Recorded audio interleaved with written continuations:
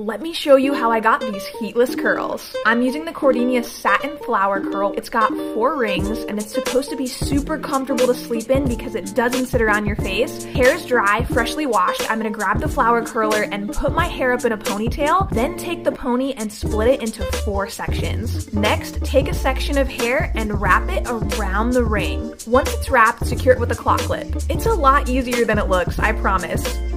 And see how it sits right on top of my head? It felt super comfortable all night. I actually forgot I had it on, and in the morning, it was still intact. I removed the clips and gently pulled it out, and OMG, these curls.